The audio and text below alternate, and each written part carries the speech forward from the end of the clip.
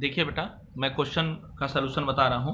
Problem क्या है ध्यान रखिए, सुनिए आप। इसमें कुछ मैथमेटिकल लैंग्वेज यूज़ करना पड़ेगा, आपको बता दूं, और मैंने सिखाया सब डिफरेंशिएशन में आपको।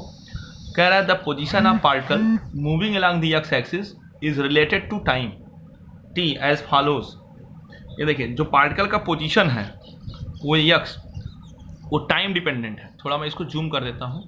ये देखिए, वो टाइम डिपेंडेंट है। क्या है? 2t² minus T cube. तो पहला पूछ रहा है आपसे कि what is the maximum possible displacement of the particle along the X axis. Maximum possible displacement, यानी आपको फाइंड करना है मैक्सिमम पॉसिबल डिस्प्लेसमेंट। ध्यान सुनिए, डिस्प्लेसमेंट का जो नेचर होता है, displacement is a vector quantity, और डिस्प्लेसमेंट का जो नेचर होगा वो केवल पॉजिटिव में लेते हैं। ठीक है, डिस्प्लेसमेंट का नेचर या तो पॉजिटिव होगा या तो जीरो होगा। डिस्प्लेसमेंट कभी निगेटिव में कंसीडर नहीं की जाती, ध्यान रखिएगा। डिस्प्लेसमेंट एक ऐसी वेक्टर क्वांटिटी है जो कभी भी निगेटिव में कंसीडर नहीं की जाती। यानी जब भी हम डिस्प्लेसमेंट मेजर करेंगे या तो पॉजिटिव में या तो उसका नेचर जीरो होगा, समझ रहे हैं। और यहाँ पे हमको बताना है maximum displacement along the X axis, ठीक है। और ये मैक्सिमम डिस्प्लेसमेंट कितने टाइम में हुआ वो टाइम भी बताना है हमें। तो सबसे पहला काम ये पोजीशन हो गया, ठीक है। तो मैक्सिमम डिस्प्लेसमेंट का मतलब ये हुआ कि जहाँ पे पार्टिकल, जैसे मान लीजिए ये पॉजिटिव एक्स एक्सिस है, ये देखिए ये ओरिजिन हो गया, मान लीजिए ये पॉजिटिव एक्स एक्सिस है। पार्टिकल मान लीजिए t=0 पे कहाँ से मोशन स्टार्ट किया, पहले ये देख लीजिए आप। ये पोजीशन इक्वेशन है। तो एट t=0 पे, यानी पार्टिकल जब मोशन स्टार्ट करता है तो टाइम वहीं से काउंट होती है। यानी एट t=0, यानी व्हेन पार्टिकल स्टार्ट मोशन, तो t=0 कर देंगे तो x=0 आ गया। यानी पार्टिकल का मोशन ओरिजिन से स्टार्ट हुआ, देखिए यहाँ से स्टार्ट हुआ, पॉजिटिव x डायरेक्शन में चल रहा है वो, t=0। अब पॉजिटिव x डायरेक्शन में देखिए इधर चलता गया, ठीक है। तो पॉजिटिव x डायरेक्शन में उसकी मैक्सिमम डिस्प्लेसमेंट मतलब कब तक चलेगा, जब तक कि वो मोमेंटरली रेस्ट में ना आ जाए, समझ रहे हैं। जब वो पार्टिकल मोमेंटरली रेस्ट में आ जाएगा, फाइनली जब वो पार्टिकल मोमेंटरली रेस्ट, मान लीजिए पार्टिकल यहाँ आ गया और यहाँ फाइनली रेस्ट में आ गया, तो यहाँ से यहाँ तक की जो डिस्प्लेसमेंट है वो पॉजिटिव, देखिए पॉजिटिव में इसका डिस्प्लेसमेंट है, और यही डिस्प्लेसमेंट इसकी मैक्सिमम में निकालनी है। और किस टाइम में निकालनी है ये हमें, और ये मैक्सिमम डिस्प्लेसमेंट देखिए इधर। तो इस पोजीशन को टाइम के रेस्पेक्ट डिफरेंशिएट कर दीजिए। dx/dt ये हमें आ जाएगा वेलोसिटी का इक्वेशन, ये हो जाएगा 4t माइनस 3t², और वेलोसिटी का इक्वेशन आ गया। अब देखिए, ठीक है, वेलोसिटी को फिर से डिफरेंशिएट कर दीजिए। dv/dt ये हमें एक्सेलरेशन आ गया, या इस एक्सेलरेशन कहते हैं पोजीशन का second derivative of position function. यानी dx/dt को एक बार और डबल डिफरेंशिएट कर दीजिए तो ये मिल जाएगा d²x/dt²। d²x/dt² is double differential of position. d²x/dt² is double differential of position is called as acceleration, या second derivative of position is called as acceleration. तो ये एक्सेलरेशन आ जाएगा 4t का 4 हो जाएगा और माइनस 3t² का 6t हो जाएगा। तो एक्सेलरेशन का इक्वेशन यहाँ आ गया 4 माइनस 6t। चलें, अब आइए देखिए बेटा, अभी यहाँ पे मैक्सिमा और मिनिमा का कंसेप्ट हम आपको बताएंगे। मैक्सिमा और मिनिमा क्या कंसेप्ट है। जब कोई फंक्शन की मैक्सिमम वैल्यू या मिनिमम वैल्यू पूछे तो उसका कंसेप्ट सुनिए, थ्योरी ध्यान से सुनिएगा। जब कहीं प्रॉब्लम में या कहीं भी, ठीक है, किसी फिजिकल फंक्शन का, किसी फिजिकल क्वांटिटी का मैक्सिमम और मिनिमम वैल्यू पूछे तो उसका क्या मीनिंग है, ठीक है। For minimum and maximum displacement, समझ रहे हैं। अगर डिस्प्लेसमेंट मैक्सिमम लाना है, ठीक है, या मिनिमम लाना है, तो जो dx/dt है, पोजीशन को टाइम के लिए डिफरेंशिएट करिए। देखिए कॉन्सेप्ट लिख रहे हैं, फॉर मिनिमम और मैक्सिमम डिस्प्लेसमेंट, फॉर मिनिमम और मैक्सिमम डिस्प्लेसमेंट, ठीक है, dx/dt should be 0। dx/dt should be 0, ये कंसेप्ट है, dx/dt शुड बी 0। मिनिमम के लिए या मैक्सिमम के लिए dx/dt शुड बी 0, ठीक है। तो जिस फिजिकल क्वांटिटी को, जिस फंक्शन का मैक्सिमा या मिनिमा लाना है, उस फंक्शन को टाइम के लिए डिफरेंशिएट करके उसकी वैल्यू 0 करा दीजिए, ठीक। अब आइए हम dx/dt को 0 करा देते हैं। dx/dt हमारा यही आया है, तो dx/dt = 0,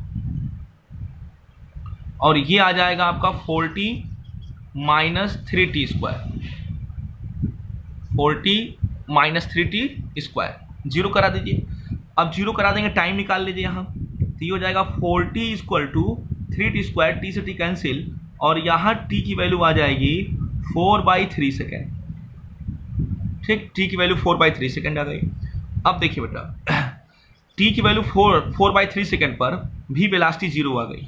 ठीक, पहला चीज़। और दूसरा चीज़ ये देखिए, अगर यहाँ वेलोसिटी क्वेश्चन में t की वैल्यू हम जीरो रख दें, ये देखिए at t equal to zero, तो भी वेलोसिटी जीरो आ गई। इसका मतलब t equal to zero velocity zero हो गई, या एट t इक्वल टू 4/3 पर वेलोसिटी क्या हो गई, जीरो हो गई। ठीक, तो टाइम की दो वैल्यू पर वेलोसिटी जीरो है, लेकिन t इक्वल टू जीरो पर ये इनिशियल वेलोसिटी जीरो है। ठीक है, ये हमारा इनिशियल वेलोसिटी देगा। ये देखिए, ये हमारा इनिशियल वेलोसिटी देगा और ये हमारा फाइनल वेलोसिटी देगा। कैसे पहचानेंगे इनिशियल देगा फाइनल देगा, है ना? कैसे पहचानेंगे? देखिए, पहचानने का तरीका मैं आपको बता दूं बेटा, ध्यान सुनिए। पहचानने का तरीका मैं देखो बता दी, इसका तरीका है सेकेंड डेरिवेटिव। इसका कॉन्सेप्ट होता है सेकेंड डेरिवेटिव में फॉर मैक्सिमम। ठीक है, अगर हमको मैक्सिमा निकालना है, फॉर मैक्सिमा मतलब फॉर मैक्सिमा, तो डबल डेरिवेटिव जो होगा पोजीशन का वो निगेटिव आना चाहिए। ये कॉन्सेप्ट होता है मैक्सिमा का। देखिए, मैं यहाँ लिख दे रहा हूँ फॉर मैक्सिमा, फॉर मैक्सिमा, देखिए for maxima double derivative of position function, double derivative of position function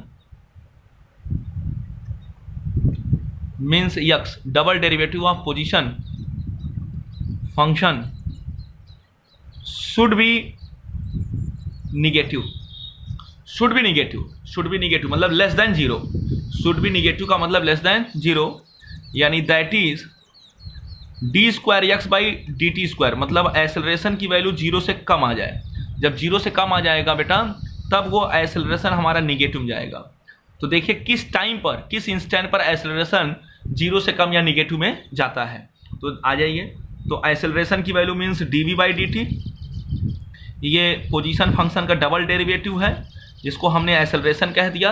अब ये जीरो से कम जाएगा, ठीक है, किस टाइम पर? देखिए ये फार्मूला है, आ गया 4 - 60।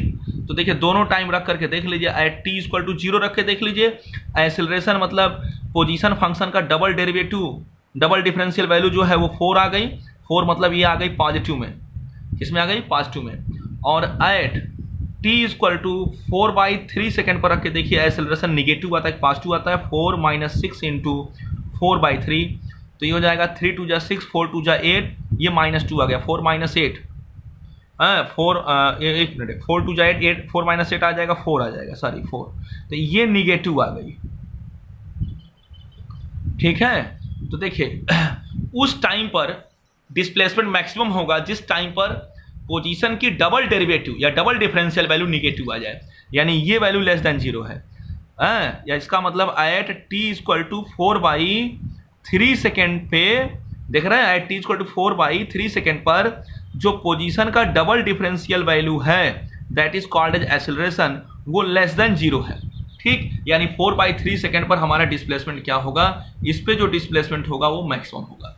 ठीक है बेटा, तो अब आइए पोजीशन डिस्प्लेसमेंट मैक्सिमम निकालना हो तो 2t स्क्वायर, इक्वेशन है 2t square minus T cube. देखिए पोजीशन का इक्वेशन है यहाँ 2t square minus T cube. अब देखिए डिस्प्लेसमेंट मैक्सिमम किस टाइम पे हुई? 4/3 पर। तो जहाँ जहाँ t है वहाँ वहाँ 4/3 रख दीजिए। 4 × 4 = 16, 3 × 3 = 9 माइनस टी क्यूब, ये 64 और फिर 27। अब ये कितना आ गया देख लीजिए, 32/9 और 64/27। यहाँ एलसीएम हो जाएगा 27, 9 × 3 = 27 और ये हो जाएगा 3 × 2 = 6, ये 96 माइनस 64, 6 में से 4 गया 2, 9 में से 32/27, ठीक है, मीटर। ठीक, ये आ जाएगा डिस्प्लेसमेंट, मैक्सिमम डिस्प्लेसमेंट। देखिए पॉजिटिव आया है, पॉजिटिव मतलब एक डायरेक्शन में गया, तो ये 1 पॉइंट समथिंग आएगा, 1 पॉइंट समथिंग आएगा। और ये किस टाइम में गया? 4/3 सेकेंड में गया। ठीक, तो ये पहले पार्ट का देखिए पूरा कैलकुलेशन के साथ, पूरा कॉन्सेप्ट के साथ ये मैं कैलकुलेशन बता दिया हूँ आपको। ठीक, क्लियर? ओके।